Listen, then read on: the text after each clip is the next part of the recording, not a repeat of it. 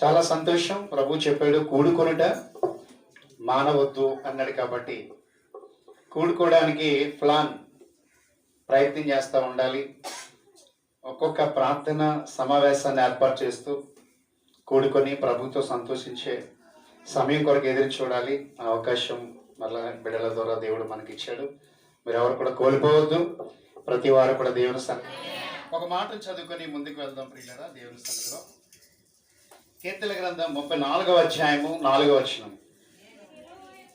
నేను యెహోవా యొద్ద విచారణ చేయగా ఆయన నాకు ఉత్తరం ఇచ్చను లేదా జవాబిచ్చను.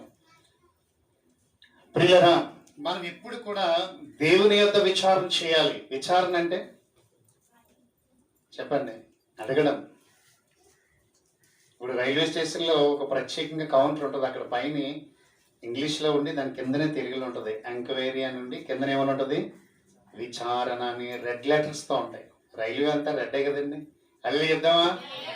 ప్రతిదీ కూడా రెడ్ లెటర్స్లో ఉంటాయి. ఇక్కడ ఇంగ్లీష్ ఉంటుంది, తెలుగులో కూడా ఉంటుంది. అంటే మనం అక్కడ ఆ ఎంక్వైరీ దగ్గరికి వెళ్ళి ఏం అడుగుతారు? ట్రైన్ ఎన్ని గంటలకు వస్తుంది, వస్తుందా లేదా, ఉందా లేదా, ఏ స్టేషన్లో నిలిచి ఉంది, ఎంత టైం పడుతుంది అని మనం వెళ్ళే ప్రయాణం కొరకు వచ్చే వాహనం గురించి అనేక రీతిలుగా గడియకు వెళ్ళి వారిని అడుగుతూ ఉంటాం. ఆ సమాచారాన్ని మనం తెలుసుకుంటూ ఉంటాం. అప్పుడు ఇదిగో ఇక్కడికే వచ్చేసింది లేదా ఇక్కడే ఉంది, అలమంచిలో ఉంది అంటే మనం కొంచెం రిలీఫ్ అవుతూ ఉంటాం. అమ్మయ్య వచ్చేస్తున్నారు బాబు, మన ప్రయాణం సాగుతుందిలే అని అనుకుంటూ ఉంటాం. అలెలు చెప్దామా?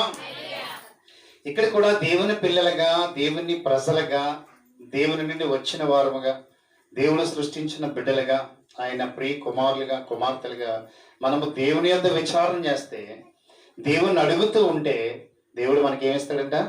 జవాబిస్తాడు. ఏదైతే అడుగుచున్నావో కిందన ఉంటుంది, వారి భయములన్నిటి నుంచి ఆయన వారిని తప్పించను. అంటే ఏ భయాన్ని బట్టి ప్రభు యొద్దకు వచ్చావో, ఏ సమస్యను బట్టి, ఏ కష్టాన్ని బట్టి, వ్యాధి అనే భయం మనిషిని కృంగదీస్తుంది. అప్పు అనే భయం దినదినము నిద్ర పట్టకుండా చేస్తుంది. ఆత్మహత్యలకు వెళ్ళిపోయేలా చేస్తుంది. మీరు ఆలోచించండి. మొన్నటి దినం చూడండి, ఒక పెద్ద ఆయన ఆత్మహత్య చేసుకున్నాడు. ఆయన ఎందుకు చేసుకున్నాడు అని అంటే, ఆయన కొన్ని లోన్ల ద్వారా అప్పులు తీసుకున్నాడంట. దాన్ని కట్టలేక దాని గురించి విచారిస్తూ ఆలోచిస్తూ ఇంకా లాభం లేదు, మన అవమానం పాలైపోతాము, ఇది చూస్తే ఎక్కువైపోయింది, బడ్జెట్ చూస్తే ఎక్కువైపోయింది, మనం కట్టలేమని తీసుకున్నప్పుడున్న ధైర్యం లేక, కట్టలేనప్పుడు వచ్చిన భయాన్ని బట్టి మరణమే శరణ్యం అనుకొని తనంతట తానుగా ఉరి తీసుకున్నాడు. ఆ ఒక్క వ్యక్తి కాదు, ప్రతిరోజు చాలా మందిని మనం చూస్తూ ఉంటాం. అప్పు అనే భయమును బట్టి అనేక భయాలు మన మీదకి వచ్చినప్పుడు మనము దేవుని యొద్దకు వచ్చి విచారించాలి. ఖచ్చితంగా దేవుడు చెప్పాడు, విడుదల మనకు దొరుకుతుంది, జవాబు మనకిస్తాడు. మనం అడిగే దానిని బట్టి. అడుగు ప్రతివానికి ఇయ్యబడును, అడుగు ప్రతివాడు పొందుకున్నామని నమ్మమన్నాడు. అంటే ఇలాగా అడుగుచున్నవారు, ఇలా దేవుని యొద్దకు వచ్చి విచారణ చేస్తున్నవారు, నా పరిస్థితి ఇలాగ అయిపోయింది, ఒక వ్యాధి మధ్యలో వచ్చిందని కృంగదీస్తా ఉంది, భయము నా మీద ఉన్నది, ప్రభా నువ్వు చేయగలవని నీ వాక్యము ద్వారా నేను విన్నాను, నన్ను విడిపించగలరా? బైబిల్లో చాలా మంది కూడా ఇలాగే వస్తారు ప్రభు దగ్గరికి. మత్తయి సువార్త 8వ అధ్యాయంలో కూడా తీయద్దు, నేనే చెప్తాను. ఒక కుష్ఠరోగి వస్తాడు, నన్ను శుద్ధినిగా చేయగలవా అని అడుగుతాడు. అంటే నన్ను ఎవరూ చేయలేదు, నేనంటే ఎవరికీ ఇష్టం లేదు. ఈ వ్యాధిని బట్టి అందరూ భయపడి, ఈ వ్యాధి ఎక్కడ వారికి అంటుకుంటుందని భయపడి నన్ను ఊరు నుంచి, కుటుంబంలో నుంచి, ఇంతగా ప్రేమించిన తల్లిదండ్రుల దగ్గర నుంచి, ఇంతగా ప్రేమించిన అన్నదమ్ముల నుంచి, అక్క చెల్లెల నుంచి నన్ను తరిమేశారు. ఇదిగో నీ రాక నేను గమనించాను, నీ గురించి నేను విన్నాను, నీ దగ్గరికి వచ్చాను, నీకిష్టమైతే నన్ను బాగు చేయగలవని అడిగినప్పుడు దేవునికి అందరూ ఇష్టమే. ఆయనంటేనే అందరికీ ఇష్టం ఉండదు. ఎందుకంటే తండ్రి పిల్లలుగా తండ్రికి అందరూ ఇష్టమే. అందులో చెడిపోయిన వాడున్నా, తండ్రి మాట వింటూ ఉన్నవాడున్నా, పాడైపోయిన వాడున్నా, మాట వినని వాడున్నా ఆయన పిల్లలే, అందరికి కూడా ఇష్టమే. ఆ మారిన వారి గురించి ఆలోచిస్తాడు. ఏదో ఒక రోజు ఇటు మారుతాడులే. చెప్పాల్సింది మనం చెప్దాం, చేయాల్సింది మనం చేద్దాం, విశ్వ ప్రయత్నాలన్నీ చేద్దాం. వాడు మన వైపు రావాలని, మనతో ఉండాలని, నన్ను సంతోషపరిచే కుమారుడిగా కుమార్తెగా ఉండాలని ఆయన దినదినము వారి గురించి ఆలోచిస్తూనే ఉంటాడు. హల్లెలూయా చెప్దామా? హల్లెలూయా. అందుకని ఈ దినాన్ని నీ మీదకి వచ్చిన భయం ప్రతి దానిని బట్టి దేవుని యొద్దకు వచ్చి విచారణ చేస్తే ఆయన మనకి ఏమిస్తాడు? ఉత్తరం ఇస్తాడు. అది ఏదైనా కావచ్చు. అందుకే అక్కడ చెప్పాడు, వారికి కలిగిన భయములన్నిటి నుంచి. జ్ఞానం లేదు, ఎంతో డబ్బు పెట్టి చదివిస్తున్నప్పటికీ జ్ఞానం రావట్లేదు. మా నాన్న నన్ను కొడతాడేమో, అపజయాన్ని బట్టి, ఈ ఫెయిల్యూర్స్ని బట్టి నన్ను అవమానపరుస్తారేమో కలుగుతున్న భయం. చాలామంది పిల్లలు కూడా ఈ రీతిగానే ఆత్మహత్య చేసుకుంటున్నారు. 10th క్లాస్లో ఫెయిల్ అయితే చాలు ట్రైన్కి తలకాయ పెట్టేస్తున్నారు. భయం వారి మీదకి వచ్చింది. ఇంత డబ్బు పెట్టి కాన్వెంట్లో చదివించారు, ఈ ఉన్నతమైన స్కూల్లో చదివించారు, దానికి రావాల్సిన ప్రతిఫలాన్ని నేను ఇవ్వలేకపోయాను, మా తల్లిదండ్రులను తిడతారు. దానికి ముందే ఈ భయాన్ని బట్టి వారు ఆ ఫెయిల్యూర్స్ బట్టి మరణం అయిపోతూ ఉన్నారు చాలామంది. రోజుగా మనం పేపర్లో చూస్తున్నాము, వీడియో క్లిప్పుల ద్వారా చూస్తున్నాము, టీవీల ద్వారా మనం చూస్తున్నాము. భయాలు ఆవరించినప్పుడు వారి పరిస్థితి ఏమైపోతుందో మనం చూస్తున్నాం. కానీ దేవుడు ఇటువంటి వారికి చెప్తున్నాడు. దేవుడు కూడా ఒక మాట చెప్తాడు, మత్తయి సువార్త 11:28, ప్రయాసపడి భారం మోయుచున్న సమస్త జనులారా నా యొద్దకు రండి, నేనే మీకు విడుదల ఇస్తాను, విశ్రాంతి ఇస్తాను. ఏ పరిస్థితుల్లో మీరు ఆ బరువులు మోయలేకపోతున్నారో, ఆ భారాన్ని మీరు భరించలేకపోతున్నారు, ఆ బ్రతుకులో నెమ్మది లేకుండా ఉన్నారు, మీరు నా యొద్దకు వస్తే నేను మీకు విడుదల ఇస్తాను. హల్లెలూయా చెప్దామా? మొన్న ఒక టైలర్ గారు అంటున్నారు, ఆయన ఏమంటున్నాడంటే, మన ఆవిడ ప్రభు నమ్ముకుంది, అతనికి ప్రభు అంటే ఇష్టం లేదు. అయితే మనకు పరిచయం అయిన తర్వాత చెప్పాను, ఈ మధ్యలో పరిచయం అయింది, వారితో అనుబంధమైంది, అప్పులు ఉన్నాయండి పాస్టర్ గారు అని చెప్పాడు. అయితే మీ ప్రతి అప్పును కొట్టివేసే సామర్థ్యం కలిగిన వాడు ఒకడు ఉన్నాడు, ఆయన యేసుక్రీస్తు ప్రభువారు. ఆయన దగ్గరికి వచ్చేయండి, ఆయన అనుసరించండి, ఆయన వెంబడించండి, ఆయన అడగండి, మీకు మార్గం చూపిస్తాడు, ఈ ట్రైలింగ్ ద్వారానే మీకు మార్గం చూపిస్తాడు అని చెప్పినప్పుడు ఆయన విశ్వాసం ఉంచాడు. హల్లెలూయా చెప్దామా? హల్లెలూయా. ప్రతి భయము నుంచి కూడా దేవుడు నిన్ను విడిపిస్తాడు. అయితే నువ్వేం చేయాలంటే ప్రభు యొద్దకు వచ్చి అలా అడుగుచూ ఉండాలి, మరపెడుతూ ఉండాలి. మనం చూడండి, దేనినైనా చేయడానికి ఇష్టపడతాం, కానీ దేవుని దగ్గర ప్రార్థన చేయడానికి మనము ఇష్టపడం. సాతాను నిన్ను ఎదగనివ్వకుండా ఆపేస్తూ ఉంటాడు. అన్నిటికీ మనసు ఇస్తాడు, కానీ దేవుని సన్నిధికి మనసు ఇవ్వడు. అన్నిటికీ మనం త్వరగా వెళ్తాం, కానీ దేవుని సన్నిధికి చెప్పండి, మనం ఆలోచన చెప్పండి, ఆలస్యంగా వస్తూ ఉంటాం. ఏం పర్వాలేదులే, ఆయన ఏమి అండలే, కనబడలేదు కదా అని అనుకుంటూ ఉంటాం మనం ఒక్కొక్కసారి. కానీ ఆయనకు ఒక పేరు ఉంది, ఉన్నవాడు అనేవాడు. ఆయన కోపపడితే మనం నిలవలేము. నిజంగా ప్రభు అంటే ప్రాణం పెట్టేలా మనం ప్రిపేర్ అవ్వాలి. ఇప్పుడు కూడా ఈరోజు నేను ఇలా ఉన్నానంటే నా తండ్రి దైవాన్ని, ఈరోజు నేను ఉనికి కలిగి ఉన్నానంటే, జీవిస్తూ ఉన్నానంటే, శ్వాస నిశ్వాసలను నేను కలిగి ఉన్నాను అంటే, ఈ ప్రాణం ఎలా ఉంది అంటే నా యేసయ్య దైవాలను అనుకొని మనం ఆయన కోసం బ్రతకడానికి, ఆయన కోసం నిలబడడానికి, ఆయన కోసం పని చేయడానికి, ప్రయాణం చేయడానికి మనం ఇప్పుడు కూడా సిద్ధపడి ఉండాలి. హల్లెలూయా చెప్దామా? హల్లెలూయా. అందుకే అరణ్యములో మనం జ్ఞాపకం చేసుకుంటే 106వ అధ్యాయము కీర్తన గ్రంథంలో దేవుడు ఒక మాటను రాయించాడు. ఆయన ప్రజలు ఏం చేశారన్న దాన్ని బట్టి 106వ అధ్యాయము కీర్తన గ్రంథం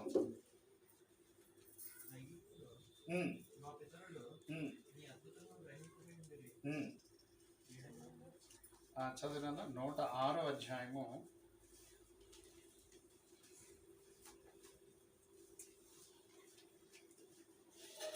11వ వచనం నుంచి మనం చదువుతాం.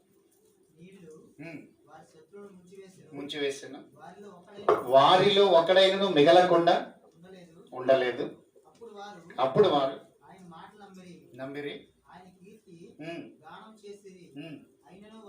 అయినను వారు కార్యములను వెంటనే మర్చిపోయి.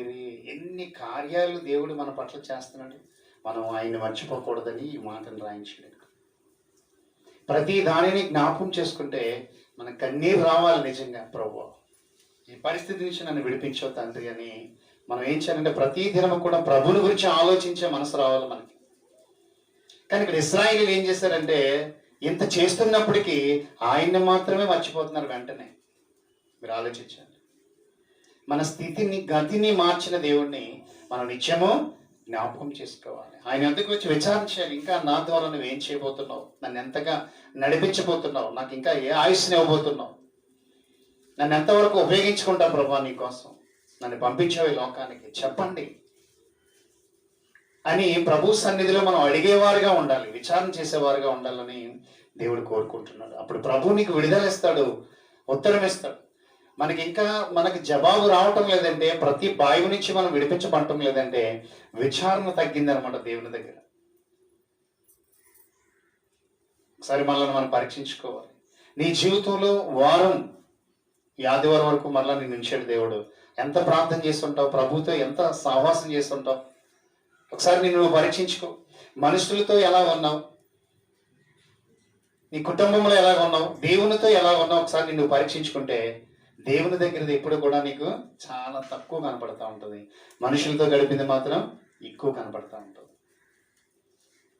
మన దినం ఒక సహోదరికి దుబాయ్ వెళ్ళడానికి మళ్ళీ అవకాశం వచ్చింది. ఒకప్పుడు ఇబ్బందుల్లోకి వెళ్ళిపోయింది, కష్టాల్లోకి వెళ్ళిపోయింది, భూమి కూడా అమ్మేసుకుంది. సరిగా చేయలేకపోవడం వల్ల, దేవుని మర్చిపోవడం వల్ల, దేవుని బిడ్డలని చెప్పుకుంటూ దేవుని మర్చిపోతూ ఉంటాం మనం. సమస్తమును పోగొట్టుకుంది. సేవకులకు తప్పదు, బుద్ధి చెప్తారు, ప్రార్థన చేస్తారు. తల్లిదండ్రులు అంతే కదండి, కొడతారు, తిడతారు, అన్నం పెడతారు, ఇంట్లోకి రమ్మంటారు, హక్కులు చేర్చుకుంటారు. అలాగే చెప్పాల్సింది చెప్తూ ప్రార్థన చేస్తూ అలా కనికరం కొరకు ఎదురు చూసినప్పుడు మళ్ళా సేవకుల సమక్షంలో మళ్ళీ అవకాశం వచ్చింది దానికి.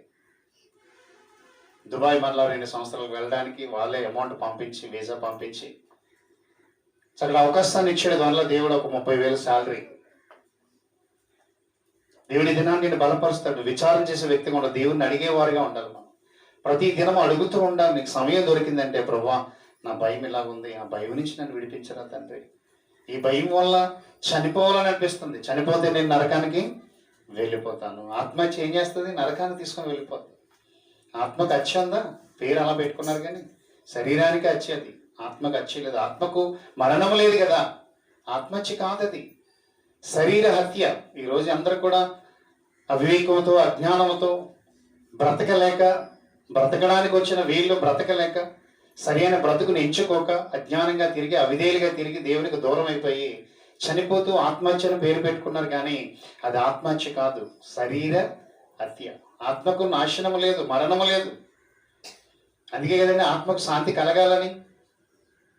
ఆత్మహత్య చేసుకున్న తర్వాత కూడా ఆత్మకు శాంతి ఎలా కలుగుతుందో చచ్చిపోతే? అలాగే చెప్దామా? ఆత్మకు నాశనము లేదు, ముగింపు లేదు. మనందరికీ తెలుసు, ఆత్మ విడిచి మళ్ళీ శరీరాన్ని వదిలి వెళ్ళిపోతూ ఉంటుంది.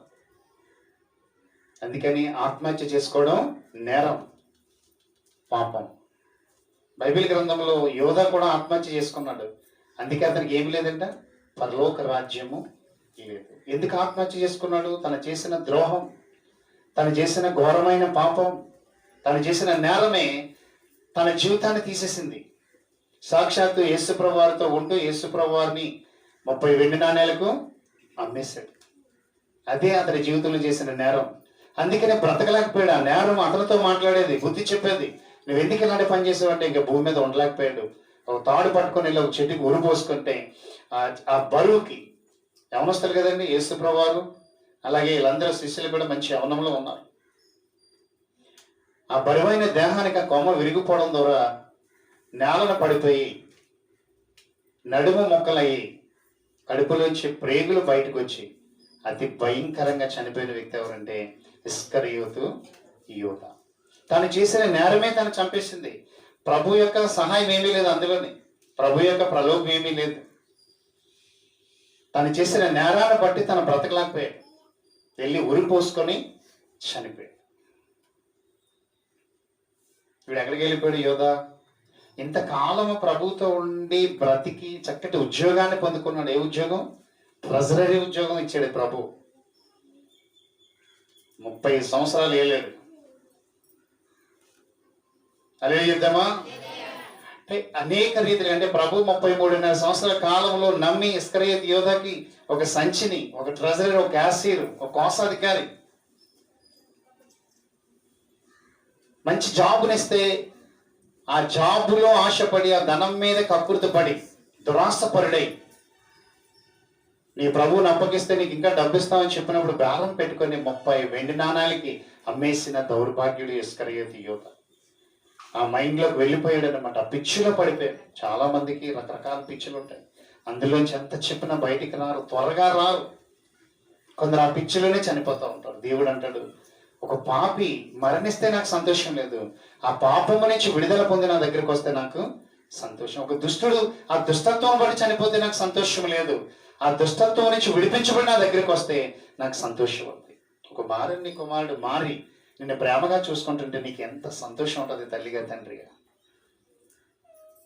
డబ్బును బట్టి సంతోషం ఉంటుంది, ఇంకా టైంలో భూములు బట్టి ఉంటుంది. అబ్బా, దుర్మార్గుడిగా తిరుగుతున్న నా కొడుకు మారాడు. హల్లెలూయా చెప్దామా? ప్రియులారా, మీరందరూ కూడా బాగుండాలని ప్రభు వాక్యాలు రాయించాడు అనమాట. ఏ కష్టం మీ మీదకి రాకూడదు, ఆ భయం, ఏ శ్రమ అనే భయం, ఏ శోధన అనే భయం మీ మీదకి రాకుండా మిమ్మల్ని ఎప్పుడు కూడా అపురూపంగా చూసుకోవాలని, అల్లారు బుద్ధిగా చూసుకోవాలని ఆయన ఈ వాక్యాలను ముందుగానే సిద్ధపరిచి రాయించాడు అనమాట. హల్లెలూయా చెప్దామా? హల్లెలూయా. అందుకని ప్రియులారా, మరి ఆ సహోదరి మొన్నటి దినం ప్రార్థన సహాయంతో నేను కూడా వెళ్ళాను. ఆధార మీద పడి ఒక 10 నిమిషాలు కన్నీరు కాంచి అప్పుడు కూడా చెప్పాను, మీ సమర్పణలు ఏమైతే చేసుకుని వెళ్తున్నారో దుబాయ్ వెళ్ళిన తర్వాత మారిపోకండి. మీరు అక్కడ బ్రతకలేరు. అక్కడ ఉండు కాలం మీకు క్షేమాన్ని ఇవ్వాలి, అక్కడ వాటర్ మీకు అనుకూలంగా చేయాలి, అక్కడ భోజనం మీకు అనుకూలంగా చేయాలి, అక్కడ పని చేయడానికి మీకు బలాన్ని ఇవ్వాలి, సామర్థ్యాన్ని ఇవ్వాలంటే ప్రార్థన ద్వారానే అది మీకు కలుగుతుంది. అందుకని మీరు ఏ సమర్పణ చేసుకొని ఇక్కడి నుంచి వెళ్తున్నారో అది వెంటనే అక్కడ జరిగించడానికి చూడండి. వెళ్ళిన తర్వాత మర్చిపోకండి సేవకులను, నీ సంఘ సహవాసులను మర్చిపోకండి, నీ సహోదరులు మర్చిపోకు. అక్కడ ఎలాంటి పెద్దవారి ఇల్లు నీకు దొరికినా, ఒక 4-5 పెట్రోల్ నీళ్ళు ఉన్నవారి కుటుంబం నీకు దొరికినా, ఎక్కడి నుంచి వెళ్ళేవన్న సంగతి నీవు మర్చిపోవద్దు. ప్రార్థన ఆశీర్వాదమే నిన్ను కాపాడుతుంది, నిన్ను దీవిస్తుంది. ఈ రోజు నీకు ఇవన్నీ కలిగించింది, మళ్ళా ఛాన్స్ నీకు ఇచ్చిందని చెప్పడం జరిగింది. ఒక ప్రార్థన కూడికను కూడా ఏర్పాటు చేసుకుంది. ఆమె ఎలాంటి అవకాశాలు వచ్చినప్పుడు ఎప్పుడు కూడా నన్ను పిలుస్తూ ఉంటుంది. హల్లెలూయా చెప్దామా? అయితే ఆమె ఈరోజు దుబాయ్లో ఉంది.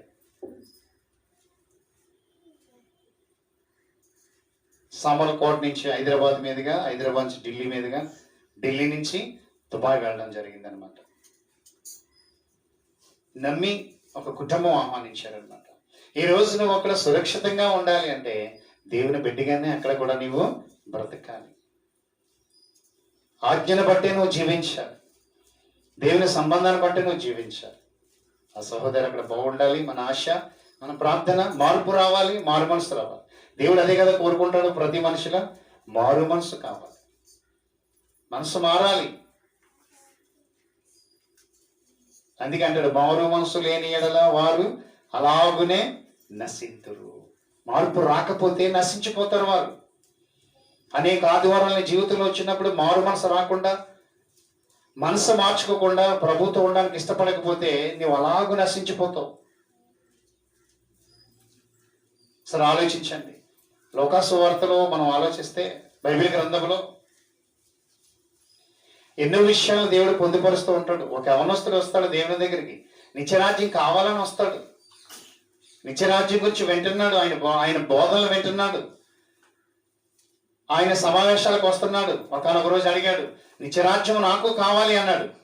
ప్రభు చెప్పాడు, నిత్యరాజ్యం నీకు కావాలి అంటే నీ దగ్గర చాలా ఆస్తి ఉన్నది, అది అమ్మి పేదలకు ఇచ్చేయి, నువ్వు నా వెనకాల వచ్చేస్తావు అన్నాడు. అంతే.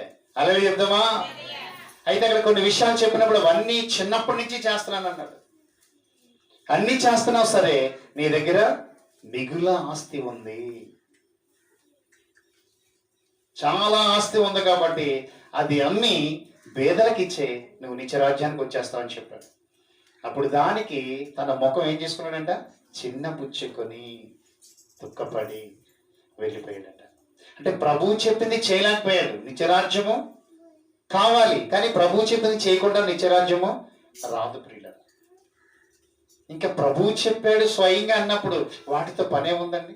అందుకే కదండి భక్తులందరూ ఏం చేశారు, శిష్యులందరూ ఏం చేశారు, తమ ఆస్తులన్నీ విడిచిపెట్టి ఎక్కడ ప్రభువు చెప్తే అక్కడ ఆ దోన్ ఉందనుకోండి, లక్షల రూపాయలు వల ఉందనుకోండి, దాన్ని వదిలేసి వచ్చేసేవారు. ప్రభువుని వెంబడించారు వారు. వారికే దేవుని రాజ్యం. వాడు అడిగాడు, నిత్యరాజ్యం చేరాలంటే నేను ఏం చేయాలంటే ఇవన్నీ చేయాలన్నాడు. అయితే చిన్నప్పటి నుంచి ఇవన్నీ చేస్తాను తండ్రి అన్నాడు. అయితే నీకు ఇంకా ఒకటి కొద్దిగా ఉంది, అది నీ దగ్గర చాలా ఆస్తి ఉంది. చాలా అంటే ఆ ఆస్తి వల్ల నువ్వు ప్రభు దగ్గర రాలేకపోతున్నావు. ఇప్పుడు చాలా ఆస్తి ఉంది అనుకోండి ఈ లోకంలో, మనం ఎవరికి కట్టేయాలి డబ్బంతా? దొరకని చెప్పు అక్కడ ఇక్కడ మట్టిలోని, లేదంటే ఆ పెట్టిలోని, పెంటలోని అక్కడక్కడ దాచుకోవచ్చు. ఎవరన్నా చిన్న పరమేశ్వర ఇచ్చి దగ్గర చాలా డబ్బు ఉందంటే ఎంక్వైరీ పెడతారు. వచ్చిన తర్వాత దానికి లెక్కలు ఉండవు. లెక్కలు లేకపోయిన డబ్బు అంతా కూడా వాళ్ళకి ఇచ్చేయాలి. లెక్కలు ఉన్న డబ్బే మన దగ్గర ఉంచుతారు. ఎంత లెక్కలని చూపిస్తాను బ్లాక్ మనీకి?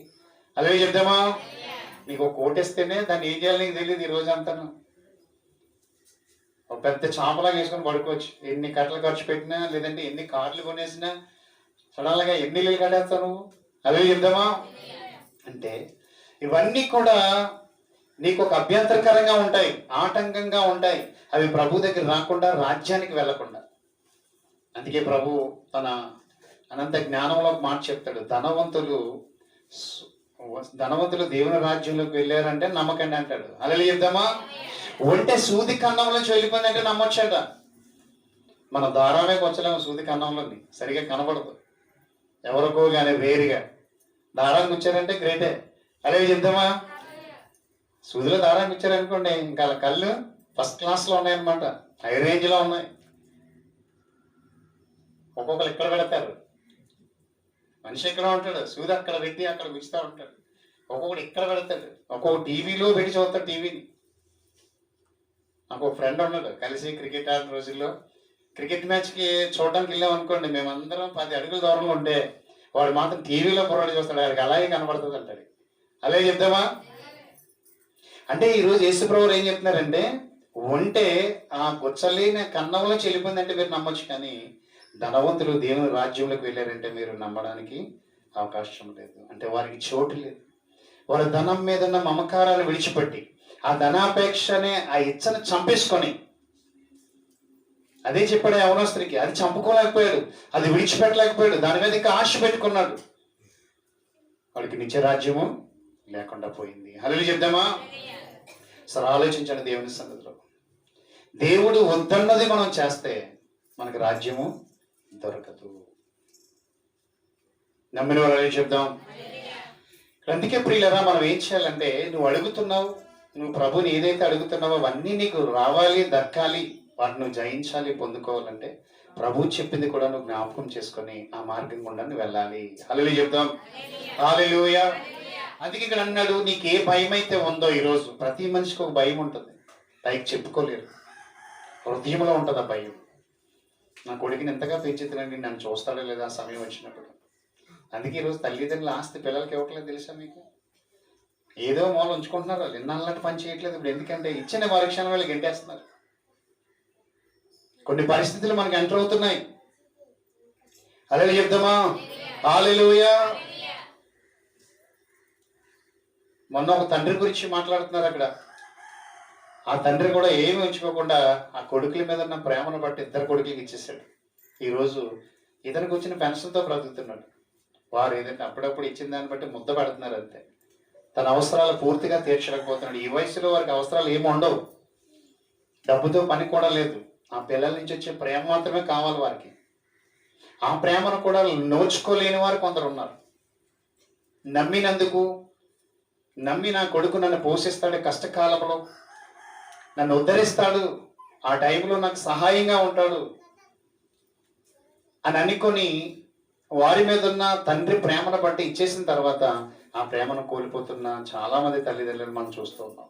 కానీ దేవుడు ఒక మాట చెప్తాడు, ఇలాంటి వారు అందరి కొరకు ముదిమ వచ్చే వరకు నిన్ను ఎత్తుకునే వాళ్ళను నేనే. హల్లెలూయా చెప్దామా? చివరి వరకు ఎత్తుకోవడం అంటే అంత ప్రేమ అండి. ఒక వ్యక్తిని మనం ఎత్తుకుంటున్నామంటే ఎంత ప్రేమ లేకుండా ఎత్తుకుంటాం ఆలోచించండి. అలా చేసేది తండ్రి ఒక్కడే, యేసుక్రీస్తు ప్రభువారు ఒక్కడే. ఈ లోకంలో ఎంతమంది నమ్మినా వారు విడిచిపెడతారు. దేవుడు సంకల్పించాలి, ఆ కుటుంబంలో పూర్ణమైన దేవుని ప్రేమ ఉండాలి, వారందరినీ చూడాలి అంటే. ఇంకా అక్కడక్కడ ఈ రీతిగా ప్రేరేపించబడుతున్నారు అని అంటే దేవుడిచ్చిన సందేశాలను బట్టి చూడగలుగుతూ ఉన్నారు.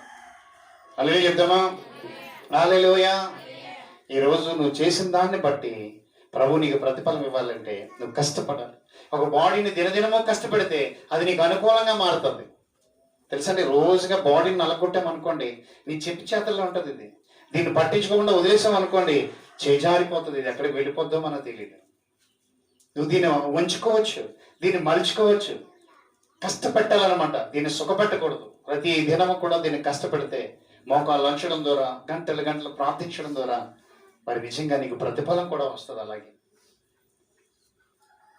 శారీరక శ్రమను బట్టి నీ దేహాన్ని కాపాడుకోవచ్చు, కొంతకాలం నీ ఆధీనంలో ఉంచుకోవచ్చు, వ్యాధులు లేకుండా చూసుకోవచ్చు, వ్యాధున్న పోగొట్టుకోవచ్చు శారీరక శ్రమను బట్టి.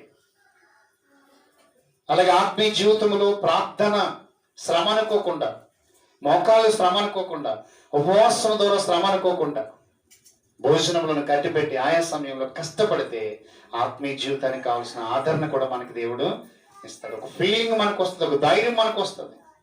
ఈరోజు నువ్వు ఏ భయముతో ఉన్నావో ప్రభు సన్నిధిలో విచారించడానికి సిద్ధపడు. నువ్వు చెప్పుకోవసరం లేదు, నీ తండ్రికి చెప్పు. ఈ వ్యాధి నన్ను కృంగదీస్తుంది, ఈ అప్పు నన్ను బలహీనపరుస్తుంది ప్రభు, ఇదిగో నేను ఏం చేయాలో అర్థం కావట్లేదు. లేదంటే ఈ కుటుంబాన్ని నడిపించలేకపోతున్నాను, బిడ్డలను చదివించలేకపోతున్నాను, ఫీజులు కట్టలేకపోతున్నాను, వారికి మంచి భోజనం అందివ్వలేకపోతున్నాను, ఎలా బ్రతకాలో అర్థం కావట్లేదు, భయాలన్నీ నన్ను ఆవరించాయి. నువ్వు ఒక్కడివే నన్ను విడిపించగలవని నువ్వు ఆయన ముందుకు వచ్చి వేడుకోగలిగితే ప్రభు ఖచ్చితంగా నేను విడిపిస్తాడు. ఒక వ్యక్తికి ఒక వ్యాధి వచ్చింది. ఆ వ్యాధి ఏంటంటే అరకాలలో వచ్చింది, నడకుండా వచ్చింది. అది ఎక్కడ వచ్చింది? బలమైన ఈ దేహాన్ని నడిపించే ఏది చెప్పండి? కాళ్ళు. కాలుకి వ్యాధి వస్తే బాడీ అంతా కూడా అక్కడే ఉండిపోద్ది, వెళ్తే ఎదరికి వెళ్తుంది, మోసుకుని వెళ్ళాలి. అక్కడక్కడ కాలు ప్యాచరీ పడ్డామని చూడండి, మోసుకుని వెళ్ళాలి. హాస్పిటల్కి వెళ్తే మనకు అర్థమవుతూ ఉంటుంది. ఎందుకంటే కాళ్ళు దేవుడు ఇచ్చాడు, లెగ్స్ అంత బలంగా ఇచ్చాడు మనకి, నడ్డానికి, పరిగెత్తడానికి, ప్రభు కోసం పరిగెత్తడానికి. అలాగే చెప్దామా? ఇతడు రాజు, ఆస్తి కలిగిన వాడు, ఐశ్వర్యం కలిగిన వాడు, ప్రభువు ద్వారా దీవించబడ్డాడు. ఇతడు ప్రభు సన్నిధిలో మొరపెడితే అన్నీ వచ్చాయి.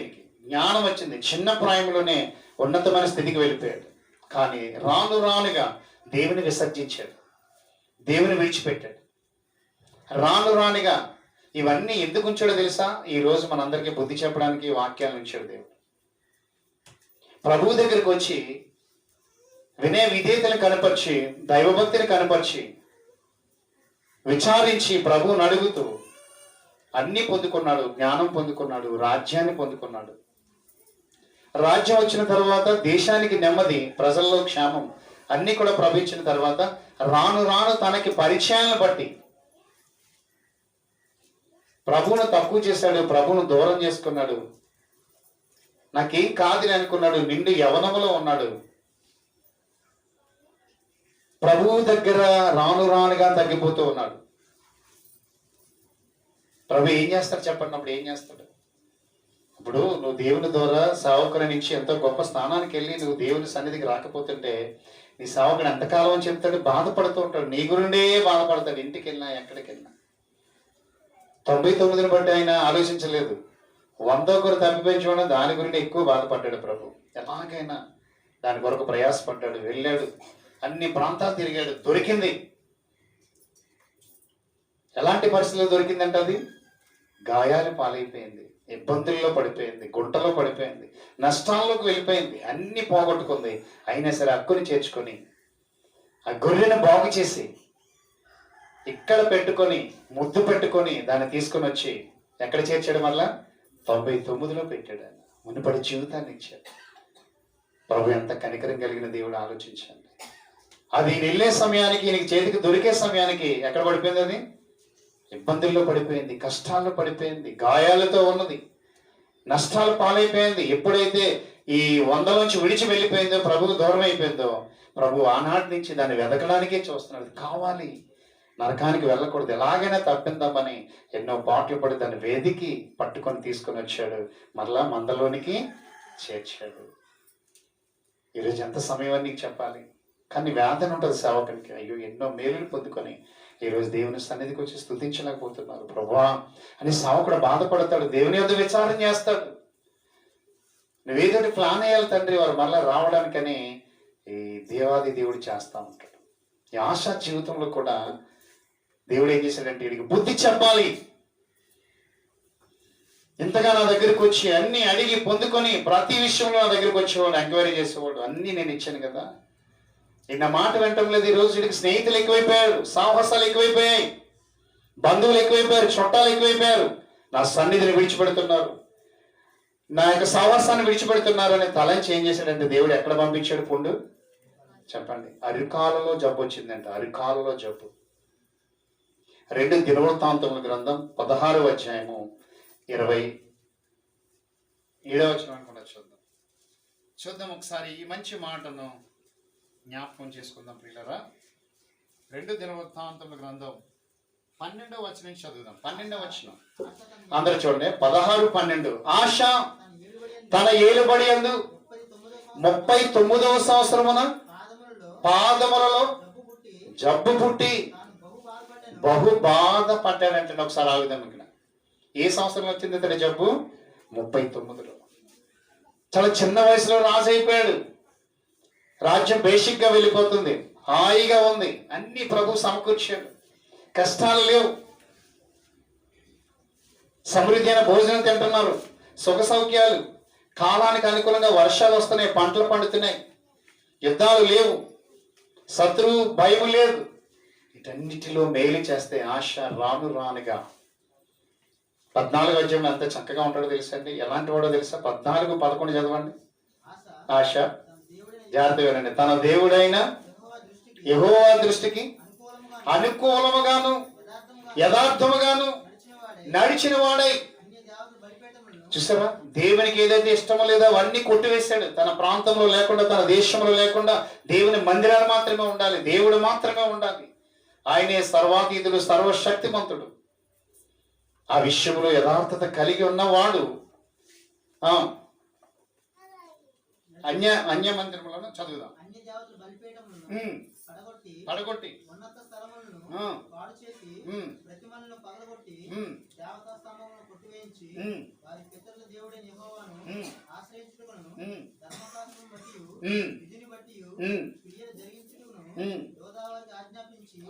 ఎంత మంచి శాస్త్రం తీసుకొచ్చాడు తెలుసా?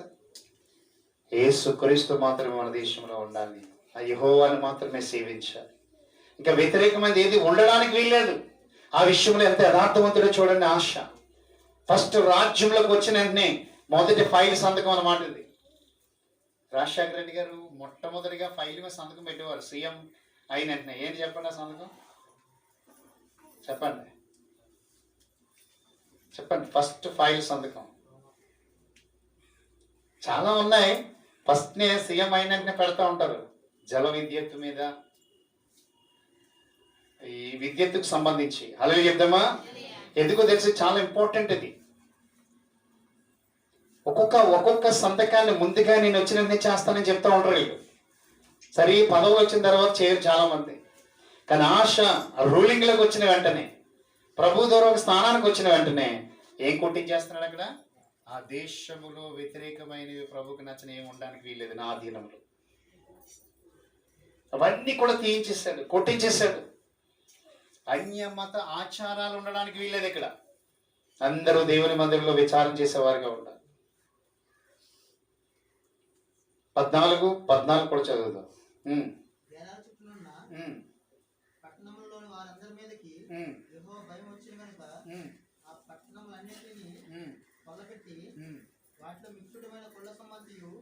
పదకొండు చదువుదామా?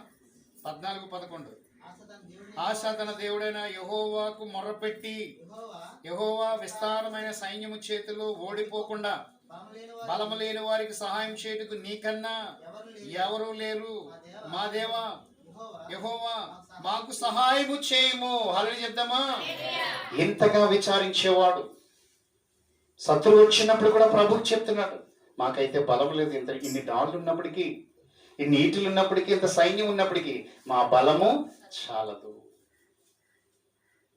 మనకి చిన్నది ఉందంటే విర్రగిపోతూ ఉంటాం, మనం విడిసిపడిపోతూ ఉంటాం. ఎందుకు పనికిరావు కష్టకాలం వచ్చినప్పుడు? నీకు తెలుసా, దేవుడు ఆజ్ఞాపిస్తేనే నువ్వు తినే భోజనమైనా నీకు ఆనందాన్ని ఇస్తుంది. బైబిల్ ఉంది, ఆయన సెలవు లేక భోజనము తిని తృప్తి పొందినవాడు ఎవడు అంటే బ్రతికినవాడు ఎవడు? ఆయన సెలవు ఉంది నువ్వు తినే భోజనం మీద, లేదంటే ఆ భోజనం దగ్గరే నువ్వు వెళ్ళిపోతావు. చాలా మంది లిస్టులు మనం పేపర్ కటింగ్ చేయొచ్చు. మనం భోజనం చేస్తూ చనిపోయిన వారు, మాట్లాడుతూ చనిపోయిన వారు, మెసేజ్ ఇస్తూ చనిపోతున్నవారు, టీవీలో వార్తలు చదువుతూ చనిపోయిన వారు. అంటే వీళ్ళ మీద ఎవరు సెలవు లేదు, వద్దు వీళ్ళు నాకు వద్దు అన్నాడు, అంతే అయిపోయింది. ఈ ఆశ ఎంత మంచివాడు చూడండి. ఇంతగా ప్రభువుని కొనియాడిన వాడు, ఏ సహాయమైనా దేవుని సన్నిధికి వచ్చి కలిగిన భయాన్ని ప్రభుకి చెప్పి విడుదల పొందినవాడు రాను రానుగా అధ్యాయాలన్నీ మనం చూసుకుంటూ వెళ్తే వేరు వేరు వేరు వేరు సంవత్సరాలతో ప్రభుకు దూరం అయిపోతాడు. అప్పుడు దేవుడు బుద్ధి చెప్పడానికి ఎక్కడ పంపించాడు? జబ్బు అరికాలలో పంపించాడు. నడిచే కాళ్ళను ఆపాలనుకున్నాడు, పరిగెత్తే కాళ్ళను నొక్కేయాలనుకున్నాడు, ఆశకు బుద్ధి చెప్పాలనుకున్నాడు. ఇప్పుడైనా వస్తాడేమో, జబ్బులో వస్తాడేమో అనుకున్నాడు. దేవుడు ఏమనుకున్నాడు? జబ్బులోనైనా వస్తాడేమోనని జబ్బు పంపించాడు. ఒకసారి ఆలోచించండి. ఆశను ఎలాగైనా తప్పించాలనుకున్నాడు. ఇంకా ఇక ఆయుష్ిద్దాం, రాబో తరాలకి సాక్ష్యం అందిద్దాం అని అనుకుని ఆశాని గురించి ఎన్నో ఆలోచనలు పెట్టుకున్న దేవాది దేవుడు, వీడు నా వైపుకు రావాలంటే, ఈ సాహసాలు విడిచిపెట్టాలంటే, ఈ స్నేహాల నుంచి విడిచిపెట్టాలంటే, నా పక్షం అవ్వాలి అంటే, మొదటి ప్లాన్లోకి రావాలి అంటే, మొదటి విచారణలోకి రావాలంటే ఇది టెస్ట్ చేద్దామని ఎక్కడ పంపించాడు? ఫస్ట్ ఆఫ్ ఆల్ అరికాలలో పంపించాడు. జబ్బు అంటే అడుగు వేయడానికి లేదు, ఇంకా జీవితం అంతా మంచం మీదే అన్నట్టుగా పంపించాడు. ఎప్పుడు వచ్చింది జబ్బు? 39 సంవత్సరాల వయసులో వచ్చి. మంచి జీవితం ఇది, మంచి వయస్సులో వచ్చింది జబ్బు. అడుగు వేయడానికి లేదు ఇంకా. ఇప్పుడు ఆశ మీదకి ఏమొచ్చింది? భయం. అదే చెప్దామా? హల్లెలూయా. అసలు దేవునికి నచ్చనివన్నీ తీసేసిన వాడు, దేవునికి ఇష్టము లేనివి చేయకుండా తన ప్రజలను ఒక రూలింగ్లో నడిపించిన వాడు, దేవుని పక్షంగా ఉండాలని శాసనంలో మొదటి ఫైల్ సంతకం చేసిన వాడు, రాను రానుగా అభివృద్ధిని బట్టి చాలా దేవుడు దీవించాడండి. ఆశను ఉన్నతమైన స్థితి, చిన్న వయసులో జ్ఞానం ఇచ్చాడండి అతనికి. అసలు ఆలోచించండి. కొంతమంది రాజులను దేవుడు ఏం చేశాడంటే 16 సంవత్సరాలలో రాజులు చేశాడు. ఆశ జీవితం కూడా అంతే. 8 సంవత్సరాల్లో కూడా కుర్రోడు రాజు అయిపోయాడు. మీకు తెలుసు, ఎవరు చెప్పండి? యోషియా. 8 సంవత్సరాల వయసులో అయిపోయాడు. దేవుడు అనుకుంటే ఎంతండి జ్ఞానం ఇస్తే చిన్న పిల్లలు సైతం నిలబెట్టగలడు ఆయన. చిన్న పిల్లల సలహాలు తీసుకునేవారుగా పెద్దవారిని మారుస్తాడు ఆయన. ఆయన అనుకుంటే జ్ఞానం ఇస్తాడు. అందరికీ ఇవ్వడు. ఆయా సమయాల్లో ఆయా కాలాల్లో ఒకరినొకరిని దేవుడు ఎన్నుకుంటూ ఒక్కొక్క సాక్ష్యాన్ని రాబో తరాలకు అందిస్తూ ఉంటాడు.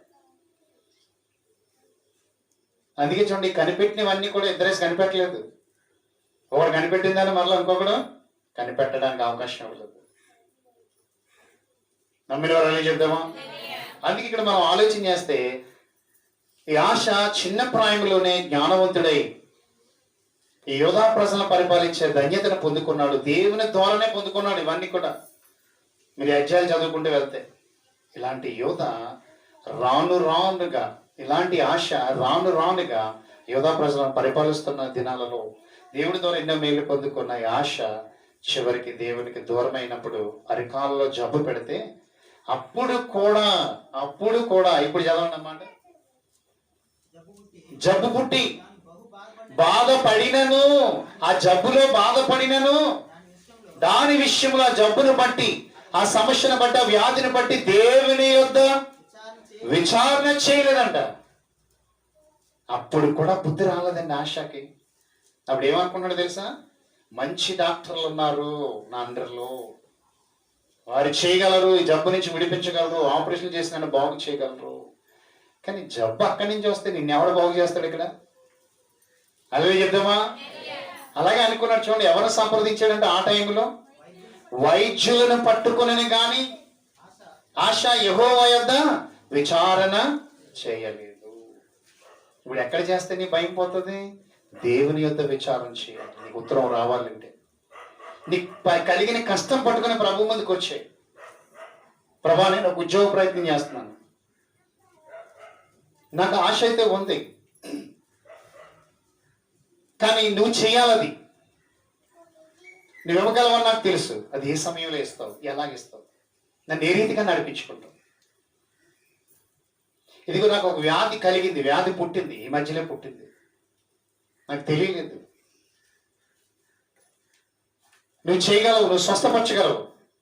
నువ్వు గాయాలు కట్టేది నీవే, కొట్టేది నీవే, గాయాలు కట్టేది నీవే, స్వస్థపరిచేది నీవే, బాగుపరిచేది నీవే. నీ గురించి నాకు తెలుసు తండ్రి అని నువ్వు దేవుని యొక్క ఎంక్వైరీ చేయగలవా? దేవుని ఉత్తరం ఇస్తాడు, మార్గం చూపిస్తాడు. హిజ్కియాకు మార్గం చూపించాడు. ఆ పుండు తగ్గాలంటే ఏం చేయమన్నాడు? అంజూరపు పండ్ల ముద్ద తెమ్మన్నాడు. అంజూరపు చెట్టు పండ్లు ముద్ద తెచ్చేసి ఆ పుండు మీద కట్టేయమన్నాడు. అంతే. దేవుడు కనికరం చెప్పాడు. హిజ్కియా మీదకి వచ్చినది కనికరం, చిన్న కనికరం కాదు. నిజంగా ఆయన ఏదైనా చేయగలడు, బ్రతికించగలడు, చంపగలడు. ఆయన చేతిలో ఉన్నాం మనం, పాత్రలం. ఆయన ఆడిస్తే ఆడతాం, కూర్చోమంటే కూర్చుంటే మనంతటా మనం ఆడటం లేదు. అందుకే దేవుడు అంటారు, మీరు ఉనికి కలిగి ఉన్నారు, చలిస్తూ ఉన్నారు. పౌలు గారు కూడా అంటారు, జీవించుచున్నది నేను కాదు, క్రీస్తేసే నాలో జీవిస్తున్నాడు. ఆయన అందరిలో వ్యాపించి ఉన్నాడు, అందరినీ నడిపిస్తూ ఉన్నాడు. ఆయన మనం ఇంకా సాతానులో ఉండిపోయాం కాబట్టి, వాడు మాయనే మాటల్లో పడిపోతున్నాం కాబట్టి ప్రభు దగ్గరికి రాలేకపోతున్నాం, ఆయన అడగలేకపోతున్నాం. ఆయన అడిగి పొందుకుంటే అది స్థిరమైనది, నిశ్చలమైనది, శాశ్వత కాలం మనతో ఉండేది, మనల్ని నడిపించేది. ప్రియులారా, దేవుని సన్నిధిలో ఇంత జరిగినప్పటికీ బుద్ధి రాలేదు ఆశకి. ఇంకేం చేయాలి చెప్పండి? అప్పుడు టైం ఇచ్చాడు. ఎన్ని సంవత్సరాలు ఇచ్చాడు? ఎన్ని సంవత్సరాలు ఇచ్చాడు? చదవండి, అక్కడ ఉంది. 39వ సంవత్సరంలో వ్యాధి వచ్చింది.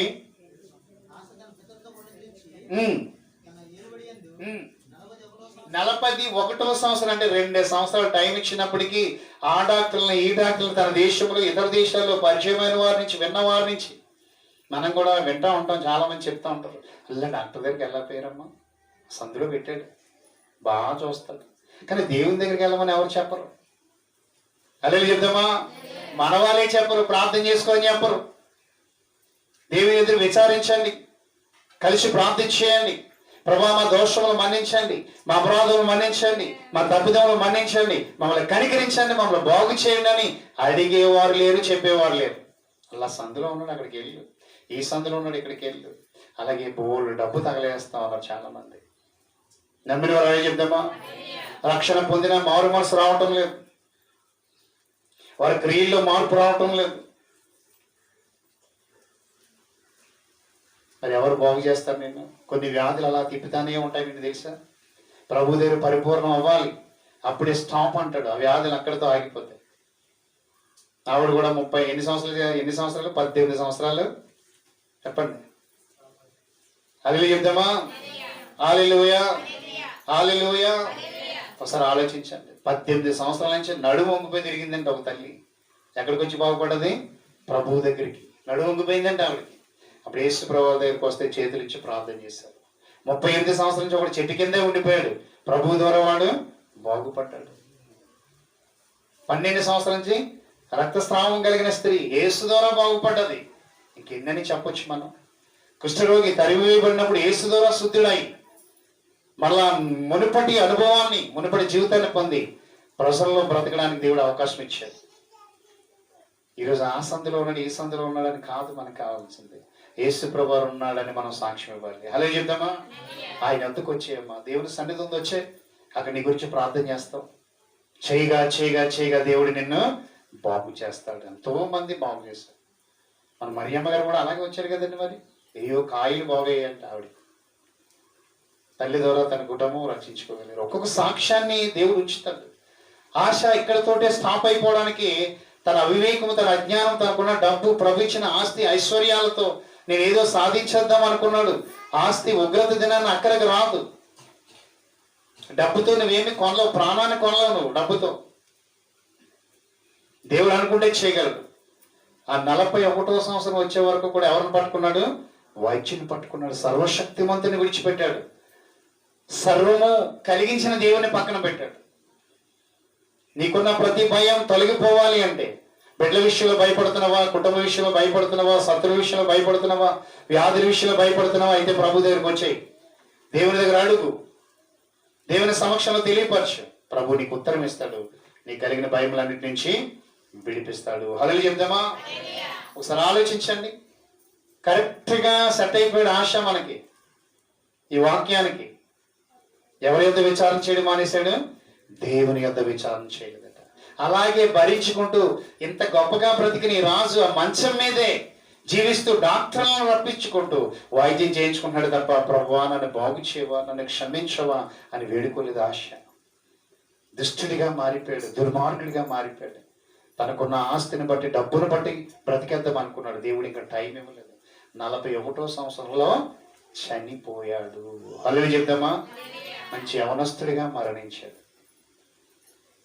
ఒకసారి ఆలోచించాను. చాలా మంది ఇలాగే తమ బలహీనతలను ఎక్కువ చేసుకొని, బాధలు తెచ్చుకొని, ప్రభువుని అడగకుండా చివరికి కష్టాలకు వెళ్ళిపోతున్నారు. ఆ చివరి టైంలో ఇంకా దేవుడు కూడా నీకేమి ఛాన్స్ అవ్వడు. నమ్మిన వారు చెప్దామా?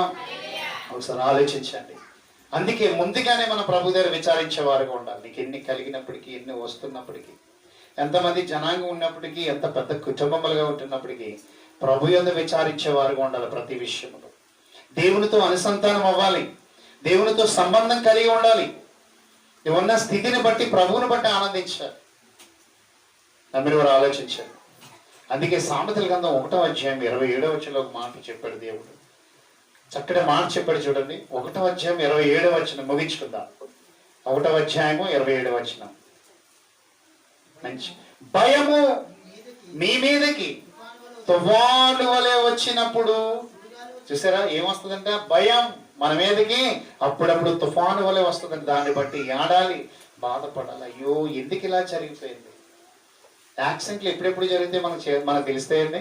అప్పుడప్పుడు జరుగుతాయి. సడన్గా వస్తుంది భయం. అయ్యో ఇలా జరిగిందా, అయ్యో ఇలా చనిపోయారా, అయ్యో ఇలాంటి పరిస్థితులకు వెళ్ళిపోయారా, ఇలా హాస్పిటల్లో ఉన్నారా, ఏంటమ్మా నిన్న బాగానే ఉంది కదా అని అనుకుంటూ ఉంటాం ఒక్కొక్కసారి మనం. చూడండి, సహోదరు కూడా సాక్ష్యం ఇచ్చారు. తన కొడుకు చనిపోనంట, ఎంతో ప్రమాదం నుంచి దేవుడు బయటికి విడిపించాడు అనమాట. ప్రార్థనల కాపుదల అవన్నీ కూడా. అదే చెప్దామా? ఒక భయం, ఆ భయం నుంచి ప్రభు నేను విడిపిస్తాడు. అందుకే అన్నాడు, ఇదిగో ప్రజలారా, భయం మీ మీదకి ఎలా వస్తుందంట? తుఫాను ఎలా వస్తుంది. తుఫాను వచ్చినప్పుడు ఎంత మందికి నష్టం కలిగిస్తుంది. ఎన్ని పంటలు తీసుకుని వెళ్ళిపోద్ది, ఎన్ని ఇల్లులను కూల్చేస్తుంది, ఎన్ని రోడ్లను పాడు చేస్తుంది, ఎంత బాధ కలిగిస్తుంది, భూములను నాశనం చేస్తుంది, ఆస్తి నష్టం, ఆరోగ్యంలో నష్టం, ప్రాణాలు పోతాయి. ఒకసారి ఆలోచించండి. ఇది కూడా తుఫానే నిన్నటి నుంచి కూడా. అలా చెప్దామా?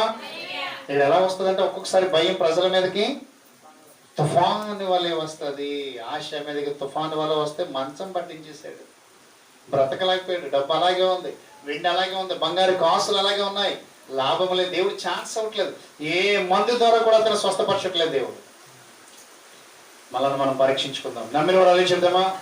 అందుకే ప్రియులరా, దేవుని యొద్ద విచారించేవారుగా, ప్రతిదినం ప్రార్థించేవారుగా, అడిగేవారుగా మనం ఉంటే ఏ భయం వచ్చినప్పటికీ దేవుడు తొలగిస్తాడు. ఇంకా చదువుదాం అదే మాట. సుడిగాలి వలె మీకు అపాయము కలిగినప్పుడు, మీ కష్టమును, మీ దుఃఖమును ప్రార్థించినప్పుడు నేను అపహసిస్తాను, నేను పట్టించుకోను. బాగానే వచ్చిందిలే, ఈసారి బుద్ధి వస్తుందిలే నేను అనుకుంటాను. ఆ రోజు మీకు దుఃఖం కలిగినప్పుడు, కష్టం కలిగినప్పుడు, ఎందుకో తెలుసా, నన్ను పూర్తిగా మర్చిపోయారు. ఏది నాకు చెప్పటం లేదు, ప్రార్థన లేదు మీ జీవితంలో, ఇదివరకు ఎంక్వైరీ లేదు నా దగ్గరికి వచ్చి. అందుకని మీ మీదకి భయం ఎలా వస్తుందట? తుఫాను వల్లే వస్తుంది. అప్పుడు నేను పట్టించుకోను. నేను కింద వచ్చిన కూడా చదవండి. అప్పుడు నన్ను గూర్చి మొరపెడతారు. ఇప్పుడు మొరపెడతారు కొంతమంది, అయితే ఇప్పుడు మొరపెడతారు. నేను మాత్రం జవాబు మాత్రం వారికి ఇవ్వను. హల్లెలూయా చెప్దామా?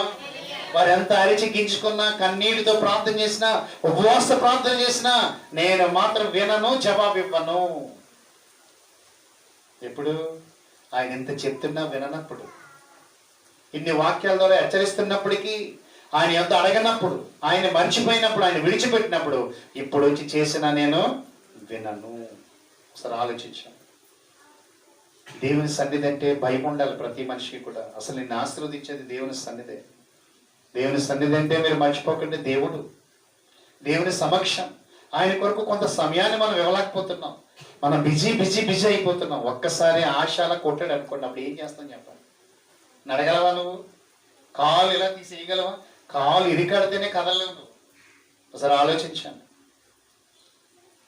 ఆశకి బుద్ధి చెప్పడానికి ఎంత టైం ఇచ్చాడు? 2 సంవత్సరాలు. ఆ రోజు అంజూరపు పండు విషయంలో, అంజూరపు చెట్టు విషయంలో, దీనివల్ల నేల పాడైపోతుంది, చుట్టూ ప్రజలు పాడైపోతున్నారు, దీన్ని తీసేస్తానన్నప్పుడు తోటమాలిగా యేసుక్రీస్తు ప్రభువారు ఏమన్నారు? ఎంత అడిగారు టైము? 1 సంవత్సరం అడిగారు. ఇంకా అంతకు మించి ఇవ్వలేదు దేవుడు. ఈ సంవత్సరం కూడా ఉండనిమ్ము, నేను బాగా లోతుకు తవ్వి ఇరివేస్తాను, ఫలించినా సరే, లేనట్లయితే వ్రేళ్లతో నరికేస్తాను అన్నాడు. దేవుడు ఎక్కువ టైం ఇవ్వలేదు. అంజూరపు చెట్టు అంటే మనమే. చెట్లా ఎదిగేవరా అంటారు ఒక్కొక్కసారి. అదే చెప్దామా? కుటుంబాన్ని పోల్చి చెప్పాడు. దానివల్ల ప్రయోజనం లేనప్పుడు ప్రభు చూస్తున్నాడంట. 1 కాదు, 2 కాదు, 3 సంవత్సరాలను చూశాడట. తోటమాలి పిలిచి చెప్పాడు, ఎందుకు ఆ చెట్టుని అలా ఉంచి, ఆ చెట్ల మధ్యలో ప్రయోజనం లేనప్పుడు, ఒక్క కాపు కూడా కాయటం లేదు, నాకు ఇష్టకరంగా లేదు, తీసే అన్నాడు. అయితే ఈ సంవత్సరం కూడా ఉండనివ్వండి ప్రభు, కొంచెం లోతుగా తవ్వుతానన్నాడు. లోతైన ఎరువులేస్తానన్నాడు. ఎన్ని వాక్యాలు చెప్పి కొందరికి అలా చెట్లాగే ఉంటారు. వాళ్ళప్పుడు ఏం చేయాలనుకుంటాడు దేవుడు? వ్రాళ్లతో తీసేయాలనుకుంటాడు. అంజూరపు చెట్టు అంటే నువ్వే. అదే చెప్దామా? మనమే. ప్రయోజనం లేనప్పుడు దేవుడు ఆ చెట్టు నుంచి, ఆ కుటుంబం నుంచి ఆయనకి అందాల్సిన మహిమ రాలేనప్పుడు ప్రభు ఏం చేస్తాడంటే ఆ కుటుంబం పట్టించుకోడికి తీసేయమని చెప్తున్నాడు అనమాట. అలా తెల్లగించబడుతున్న వారి భూమి మీద మరణం అనే పేరుతో వెళ్ళిపోతున్నారు చాలా మంది. దేవుని దగ్గరికి వచ్చి దేవుని ద్వారా మేలులు పొందుకొని, అయ్యా ఇంక మీరు లేకపోతే లేరని, ఎవరితో నాకు పని లేదని చెప్పేసి అన్నీ అయిపోయిన తర్వాత చేతులు తీసిన వారు కూడా ఉంటారు. మూటములు సర్దుకొని వెళ్ళిపోయిన వారు కూడా ఉంటారు. ఇలాంటి వారిని దేవుడు దృష్టిలో పెట్టుకుంటున్నాడు. వారు సరే ఆలోచించారు. ఆశ ఇంతగా ప్రారంభించిన తన జీవితం ఎక్కడ మొరపెట్టేవాడట? యెహోవా సన్నిధిని. మీరు ఆలోచించండి. బైబిల్లో ఒక వ్యక్తి ఉంటాడు, సౌలు, ఎప్పుడూ చెప్పుకుంటూ ఉంటాం. అతడు కూడా ఎక్కడ విచారం చేయడం మానేశాడంట. 10-13 చదివండి. ఆ ఒక్క మాట చాలు మనకి వాక్యమును బట్టి మనకి వెంటనే మరలా ఆయన కూడా గుర్తొస్తున్నాడు. సౌలు గారు కూడా 2 దినవృత్తాంతంలో 10వ అధ్యాయము, అదే 13-10 కానీ చూద్దాం ఒకసారి. ఈ మాట చదివేయండి. 2 యెహోవా ఆజ్ఞ గైకొనక ఆయన దృష్టి ఎదుట ద్రోహము చేసి, అండర్లైన్ చేయండి. ఎక్కడ ఈ విచారణ చేయడం మానేశాడంట. ఒకప్పుడు విచారణ చేసిన వాడు సౌలు. ఇతడు కూడా సామాన్యుడిగా ఒక విధంగా ప్రభు దగ్గర గొప్పవాడు అయిపోయాడు. సమూయేలు సేవకుని చేతిలో నుంచి పైకి వచ్చాడు, అభిషేకించబడ్డాడు, రాజు అయి కూర్చున్నాడు, ఇశ్రాయేలీయులకు మొదటి రాజుగా ఉన్నాడు. దేవుని యొద్ద విచారించేవాడు, సేవకుల యొద్ద విచారించేవాడు, సంబంధం కలిగి ఉండేవాడు. రానుగా ఇతనికి పరిచయాలు పెరిగాయి. ఏంటి అన్నీ వచ్చిన తర్వాత మర్చిపోతారు తెలుసా? మీకు తెలుసు కదా, మీరు చాలా మంది మర్చిపోతున్నారు. అలా చెప్తామా? నేను అన్ని దృష్టిలో పెట్టుకుంటాను. నేను ఎప్పుడు కూడా తెలుసా, ప్రభు యొద్ద విచారణ చేస్తాను. ప్రభు అయినా సరే వాళ్ళని ఇందులో పడిపోకుండా చూడండి, ఆయన వాళ్ళని ఇబ్బంది పెట్టకండి, ఏదో ఒక రోజు మారుతారులే అని అనుకుంటా ఉంటాను. ఏ విషయాల్లో పడిపోతున్నారో, ఏ విషయంలో దూరం చేస్తున్నారో నాకు తెలుసు. సావకనగా మీ గురించి నాకే ఎక్కువ తెలుస్తుంది, ఎందుకంటే మిమ్మల్ని నడిపించేవాడు నేను కాబట్టి. అలా చెప్దామా? అలాంటి టైంలో కూడా మీ క్షేమం కోరే ప్రార్థన చేస్తూ ఉంటాం. ఆ రోజు సమూయేలు గారు అయితే కోపంతో ప్రార్థన చేశాడు. ఎప్పుడు తెల్లవారుతుందా సౌలుకి ఇద్దాం కోటింగ్ అని అనుకొని చేశాడంట. ఎలా చేశాడంట? కోపము, ఆవేశము, కోపము, ఇలా చేశాడా. ఒకరికప్పుడు వచ్చాడు, గాడిదలు నెలకొడానికి వచ్చాడు. నువ్వు రాజు చేయమంటే నేను చేశాను, నువ్వు నూనె పోయమంటే పోసాను, అభిషేకించమంటే అభిషేకించాను. ఈరోజు నీ మాట వినకుండా తన ఇష్టానుసారంగా జీవిస్తుంటే ఎంత బాధ. ఒకసారి ఆలోచించండి. సమూయేలు కోపంతో ప్రార్థన చేసి తెల్లవారిని వెళ్ళిపోయాడు. వెళ్ళిపోతే ఓదాలు జరుగుతున్నాయి. ఏ సాకులు చెప్తాడు మరలా. అదే చెప్తామా? చాలా మంది ఒప్పుకోరు, సాకులు చెప్తా ఉంటారు, మరలా తిరిగి సమాధానం ఇస్తూ ఉంటారు. నువ్వు ఇలా చేసావంటే ఒప్పుకోరు.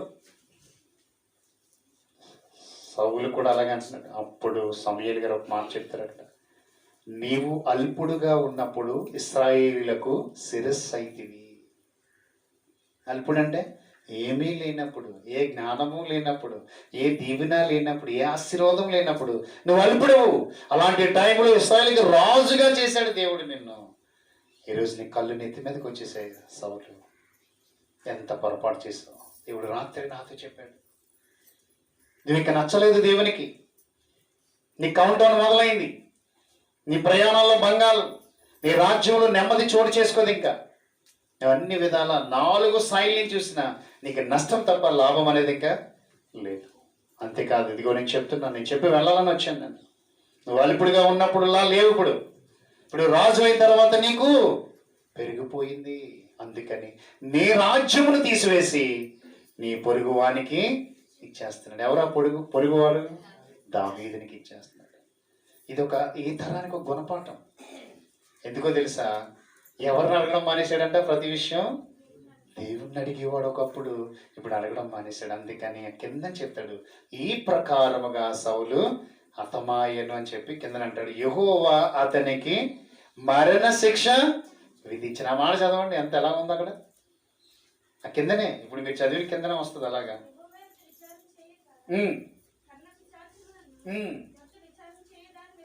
అమ్మ దెయ్యాల్లోకి వెళ్ళిపోయాడు, ఇంకా దేవతల్లోకి వెళ్ళిపోయాడు. ప్రభువుని అడగడం మానేశాడు. ఇంకా హతమాయను అందు నిమిత్తము విచారణ చేయకపోతే నీకు ప్రమాదం ఉంది. దేవుని విడిచిపెడితే నీకు ప్రమాదం ఉంది. ఎక్కువ కాలం నువ్వు బ్రతకలేవు. ఎన్నో దినాలు నువ్వు సంతోషంగా ఉండలేవు. ఎన్నో దినాలు ఆనందంగా ఉండలేవు. ప్రభుని విడిచిపెట్టి నేను బాగా ఉన్నాను, నా ఇష్టమైన మార్గాన్ని ఎంచుకున్నాను అనుకుంటావు. మరింత దౌర్భాగ్యమైన పరిస్థితికి నువ్వు వెళ్ళిపోవాలి. చాలా శ్రమ అనుభవించాలి. ఇందు నిమిత్తమే, ఆ మాట చదవండి, ఇందు నిమిత్తమే యెహోవా అతనికి మరణ శిక్ష విధించాను. ఊరికినే చంపడండి ఎవరిని కూడా, ఊరికినే వ్యాధి పంపించడండి. వీళ్ళు చేసిన అరాచకాలు, వీళ్ళు చేసిన ఘోరాలు, వీళ్ళు చేసిన నేరాలను బట్టి ఎంతో ప్రేమ కనపరచాల్సిన వీళ్ళు ప్రేమ కనపరచలేనప్పుడు దేవుడు చూస్తూ ఉంటాడు. వీళ్ళని ఎలాగైనా సరిచేద్దాం అనుకుని కొన్ని దెబ్బలు కొడతాడు, కొన్ని శిక్షలు పంపిస్తాడు. లేదు అనుకున్నప్పుడు, ఆ టైం మించిపోయినప్పుడు ఆశలాగా సౌలులాగా అయిపోతున్నారు. ఎవరు పంపించారట అసలు మరణం? అతనికి యెహోవా పంపించాడు. సౌలు, ఇంకా నీ వల్ల నాకు ప్రయోజనం లేదు, ఇంక నువ్వు వద్దు నాకు అని సేవకుడితో కూడా చెప్పి బాధపడ్డాడండి దేవుడు. ఈ సౌలు చూసావా, మనం ఎంత చేసామా, ఎంత తప్పు చేస్తున్నాడు చూసావా, నన్ను పట్టించుకోలేదు, నా ఆజ్ఞను పట్టించుకోలేదు, నన్ను అసలు అనుసరించట్లేదు, నన్ను వెంబడించట్లేదు, ఏం చేయాలి నేను? ప్రభా మీరు అలా ఉండండి, నేను చెప్పి చూస్తాను. సేవకుడు, నేను చెప్పి చూస్తాను, నేను వెళ్తాను, తెల్లవారు అయినట్టే వెళ్తాను. సౌలుకి నేను బుద్ధి చెప్తాను. నేను సౌలు సాకులు చెప్పాడు అక్కడ. హల్లెలూయా చెప్దామా? హల్లెలూయా. చూసారా, విచారించే నీవు, ప్రార్థించే నీవు, ఉపవాసంతో కనిపెట్టే నీవు, భక్తిగా జీవిస్తున్నా నీవు విడిచిపెట్టొద్దు ఏ రోజు కూడా. ఇవన్నీ కూడా నువ్వు కలిగి ఉండి ఎవరిని బట్టి నువ్వు మారొద్దు. నీ జీవితం నీది, నీ కుటుంబం నీది, నీ విశ్వాసం నీది. దాని మీద నేటికి కట్టుబడి ఉండాలి. ఎన్ని అవాంతరాలు నీ చుట్టూ ఉన్నా, ఎన్ని అభ్యంతరాలు కలుగుతున్నా, ఎంతమంది భక్తిలోంచి తొలగిపోతున్న వారు చూసి, వారు చేస్తున్న అగత్యాలు చూసినప్పటికీ కూడా నీ భక్తిని నువ్వు కాపాడుకోవాలి. నీ విచారణ ఎప్పుడు ప్రభుతోటే ఉండాలి. ప్రభా ఇలాంటి వారి మధ్యలో కూడా నన్ను తప్పించండి, నన్ను కాపాడండి, నన్ను నిలబెట్టండి. నేను నీ బిడ్డగా వచ్చాను. నేను అసలు ఈరోజు ఈ స్థితిగతులు నీవి తండ్రి. ఈరోజు నన్ను పోషించేది నీవే, నన్ను ఉద్ధరించేది నీవే, నాకు ఈ ఆనందం ఇచ్చింది నీవే తండ్రి అని ప్రభు యొద్ద ప్రతిరోజు ప్రార్థించే వారిగా మనం ఉండాలి. హల్లెలూయా చెప్తామా? అప్పుడు నీకు కలిగిన ప్రతి భయం నుంచి ప్రభు విడిపిస్తాడు, నేను సంతోషపరుస్తాడు. నీకే భయం ఉందో ప్రభువుకు తెలుసు. ఆ భయాన్ని ప్రభు ముందు పెట్టు. ప్రభు నేను సరిగా ప్రభు సన్నిధిలో స్తుతించలేకపోతున్నాను, పాటలు పాడలేకపోతున్నాను, లేదంటే నాకు సహాయం లేక అనేక రీతిగా ఆలోచిస్తూ ఉన్నాను, ఎందుకు బ్రతకను అనుకుంటున్నాను. నా జీవితంలో ఉన్న ప్రతి భయాన్ని దినాన్ని కొట్టివేయండి. నీవే నాకు దిక్కు. ఆశ ఏమన్నాడు చెప్పండి మొదట్లో? నీవే నాకు దిక్కు అన్నాడా లేదే చెప్పండి. చూడండి అక్కడ అన్నాడా లేదు? 14:11 చూడండి ఒకసారి ఎంత చక్కగా చూద్దాం అన్నమాట. త్వరగా చదవ. 2 దినవృత్తాంతములు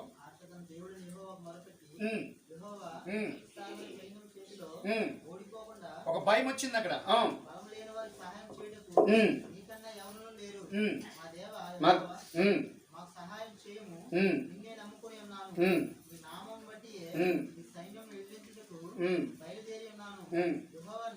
నీవే మా దేవుడవు.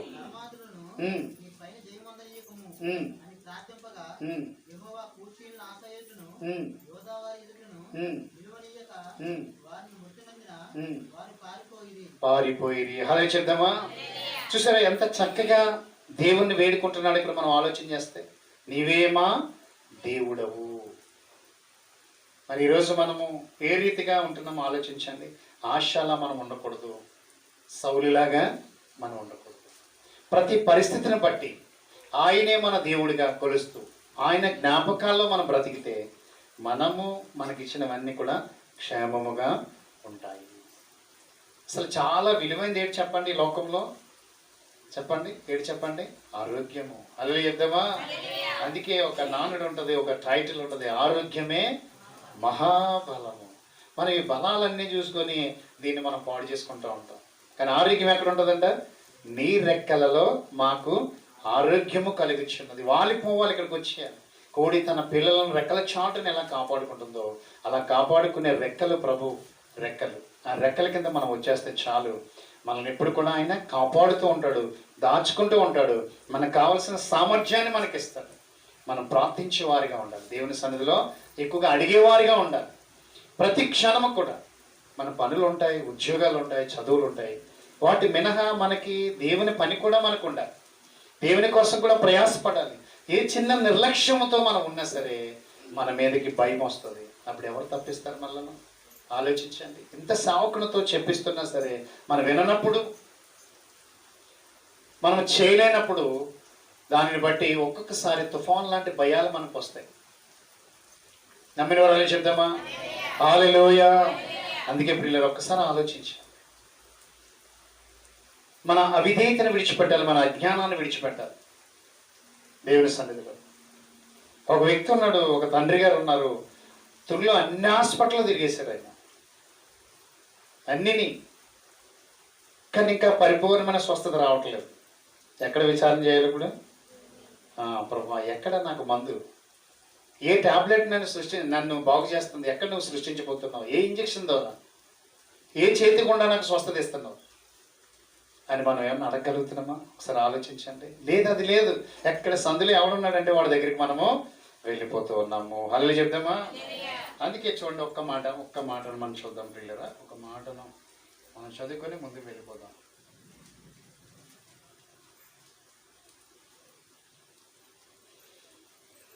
సామెతల గ్రంథం 3వ అధ్యాయము 5వ వచనం. ఎందుకు ఈ ప్రాబ్లమ్స్ చాలా మందికి ఈ సమస్యలు వస్తున్నాయి చూద్దాం. నీ సొంత బుద్ధిని ఆధారం చేసుకొనక నీ పూర్ణ హృదయముతో యెహోవా యందు నమ్మిక ఉంచుము. నీ ప్రవర్తన అంతటి యందు ఆయన అధికారమునకు ఒప్పుకొనుము. అప్పుడు ఆయన నీ త్రావలన్నీ సరళము చేయను. నేను జ్ఞానిని కదని నువ్వు అనుకోవద్దు ఎప్పుడు కూడా. యెహోవా యందు భయభక్తులు కలిగి చెడుతనమును విసర్జించుము. అప్పుడు నీ దేహమునకు ఆరోగ్యమును, నీ ఎముకలకు సత్తువయు కలుగును. ఇక్కడ తింటే వస్తుంది అన్నాడా? చెప్పండి. టానిక్ తాగితే వస్తుంది అన్నాడా? ఇంజక్షన్ వల్ల వస్తుంది అన్నాడా?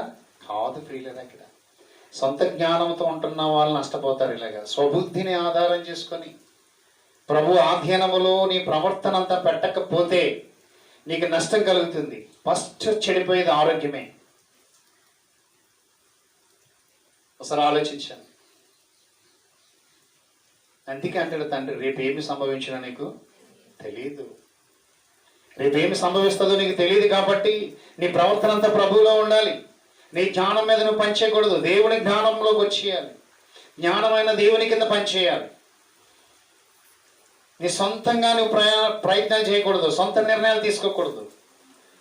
ప్రభు ఆజ్ఞ మేరకు ప్రభు ఇచ్చే సందేశాల మేరకు, ప్రభా నా జ్ఞానం ఏపడుతుంది, నా బుద్ధి ఏపడుతుంది ప్రభా, నీవే నన్ను నడిపించాలని ఆయన కిందకి మనం వచ్చేస్తే, ఆయన పాదాల దగ్గరికి మనం వచ్చేస్తే, దేవుడు అంటున్నాడు అప్పుడు నీ ఎముకలకు సత్తు ఇస్తాడట, నీ దేహమునకు ఆరోగ్యమునిస్తాడట. హల్లెలూయా చెప్దామా? అసలు ఇంత జాగ్రత్తగా ఉన్నవారు ఆరోగ్య విషయంలో భయపడవలసిన పని లేదండి. దేవునితో బ్రతికేవారు భయపడవలసిన పని లేదు. వారికి దేవుడిచ్చిన సందేశం ప్రతి భయం నుంచి కొట్టివేస్తానన్నాడు. ఏ విషయంలో భయం ఉన్నా కొట్టివేస్తాడు, విడుదల ప్రకటిస్తాడు దేవుడు. అన్ని విషయాలు 4 దిక్కుల నుంచి ప్రభు నీకు సహాయం ఇస్తాడు. నువ్వు దేవునితో పూర్ణంగా ఉండాలి, పూర్ణమైన మనసుతో ప్రభుని స్తుతించాలి, వేడుకోవాలి. ప్రభా నీవే నాకు దిక్కు, నీవే నా దేవుడు అని చెప్పాలి. హల్లెలూయా చెప్దామా? హల్లెలూయా. ఒకసారి ఆలోచించండి, దేవుని సన్నిధిలో మనం ఎలాగుంటున్నాం ఒకసారి మళ్ళీ మనం పరీక్షించుకున్నాం. నీ సొంత జ్ఞానంతో పనిచేస్తున్నావేమో, దేవుని చులకనగా చూస్తున్నామో, తక్కువగా చేస్తున్నావు. నీకు భోజనం పెడుతుంది ఆయనే, నీకు ఆస్తి ఇచ్చింది ఆయనే, ఐశ్వర్యం ఇచ్చింది ఆయనే, జ్ఞానం ఇచ్చింది ఆయనే, బిడ్డలు ఇచ్చింది ఆయనే, కుటుంబంగా ఏర్పాటు చేసింది ఆయనే, నీ కొరకు ప్రాణం పెట్టింది ఆయనే, నీ రోగముల నుంచి విడుదల ఇస్తున్నది ఆయనే. ఆయన గాయముల ద్వారా నేను స్వస్థపరుస్తూ ఉన్నాడు. ప్రతి దిగులు, ప్రతి భయాన్ని కొట్టివేస్తున్నాడు. నిన్నే ప్రేమిస్తున్నాడు, నిన్నే చూస్తున్నాడు, నీకోసం ఎదురు చూస్తూ ఉన్నాడు. ఆయన ప్రతిదీ ఆయనకి చెప్పు, ఆయన యొద్ద విచారించి నీకున్న భయాలన్నీ నుంచి ప్రభు నిన్ను విడిపిస్తాడు. హల్లెలూయా చెప్దామా? ప్రతి భయం నుంచి తప్పించే దేవుని ఎదుట మనము జాగ్రత్త పడదాం, విచారించే వారిగా ఉందాం. ప్రతి చిన్న సమస్యను బట్టి ప్రభు నాకు ఈ భయం ఉంది, ఈ భయం నుంచి నాకు విడుదల ఇవ్వండి అని ప్రభు సన్నిధిలో వేడుకొని మన కుటుంబంలో ప్రభు కొరకు సిద్ధం చేద్దాం. దేవుని రాక కొరకు మనం ఎదురు చూద్దాం, ఇంకా భయభక్తులతో జీవిద్దాం. దేవుడి వాక్యాన్ని వెంటనే దీవించి ఆశీర్వదించును గాక. ఆమేన్. కళ్ళు మూసుకుందాం.